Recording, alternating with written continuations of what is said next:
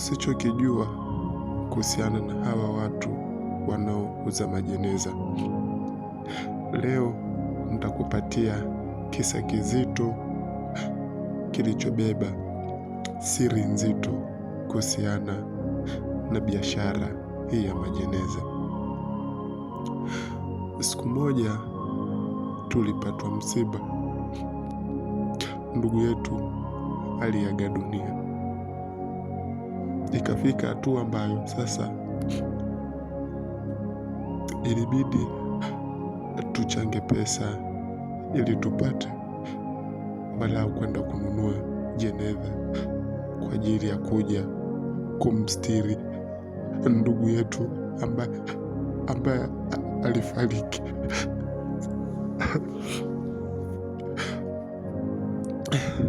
Sasa tulibatika kujichanga kiasi cha shilingi 400,000 tulikipata, ambapo dada, kaka na ndugu wengine waliweza kuchanga, pamoja na majirani pia walituchangia kama ishara ya upendo.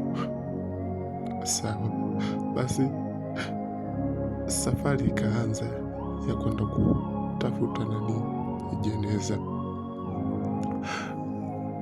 Tukafika mpaka kwa muuza majeneza yule. Kufika akatukaribisha, kama mnavyojua ni biashara yao. Tukakaribishwa, tukaingia ndani. Kama mnavyoona kuta majeneza yapo mengi tu, majeneza mengi sana, mengi sana. Basi hatukupoteza muda, tukaona ngoja tufanye kilichotuleta. Tukaangalia aina ya jeneza ambalo sisi tunalitaka, tukalipata.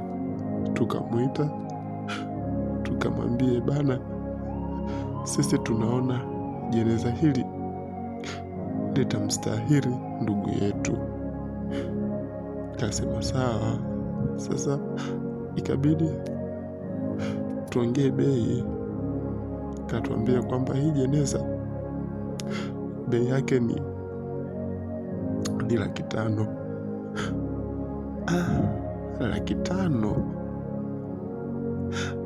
Sisi kama ndugu, jamaa na marafiki, kiasi cha pesa ambacho tulikuwa nacho ni shilingi 400,000. Sasa ikabidi tumwambie atupunguzie. Unajua maisha magumu. Kamwambie, bana, tuna hii hapa 400,000, tunaomba tu utupunguzie, kwa maana mipango ya Mungu. Kasema sawa, mimi nitawapunguzieni. Inabidi mtanipatia hilo shilingi 400,000. Tukasema sawa, tukamhesabia pale na kumpatia. Sasa wakati tunataka kuondoka, ghafla akaninong'oneza na kuniambia, samahani, kuna masharti ambayo nimeyakosea.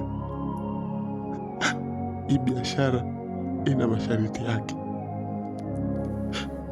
Siruhusiwi kupunguza bei ya jeneza lolote humu ndani,